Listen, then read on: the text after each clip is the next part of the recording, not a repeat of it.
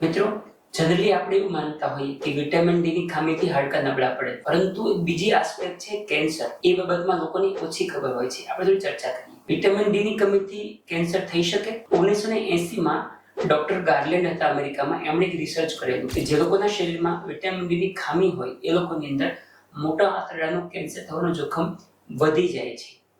ત્યારબાદ તો ઘણા બધા સંશોધન થયા. બ્રેસ્ટ કેન્સર હોય, પ્રોસ્ટેટ હોય, મોટા આંતરડાનું કેન્સર હોય, એ દરેકની અંદર લોકોએ જોયું કે જે લોકોના શરીરમાં વિટામિન ડી ઓછું હોય એની અંદર આનું જોખમ વધારે હોય છે. પછી 2007 ની અંદર અમેરિકાની એક રિસર્ચ થયું.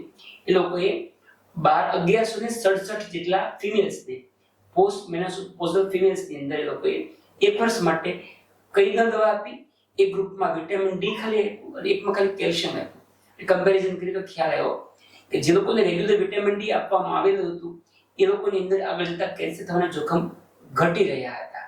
મારો કહેવાનો મતલબ એવો કે જો આપણને વિટામિન ડી ની ખામી હોય તો રેગ્યુલરની ટ્રીટમેન્ટ આપણે કરાવવી જોઈએ.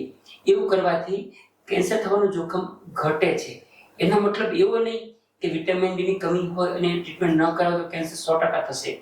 ચાન્સ ખૂબ ઓછા હોય છે, પરંતુ ઓછા ચાન્સથી પણ આપણે હજુ ઓછા કરી શકીએ જો આપણે વિટામિન ડી ઘટતું હોય તો રેગ્યુલર સારવાર લઈએ તો.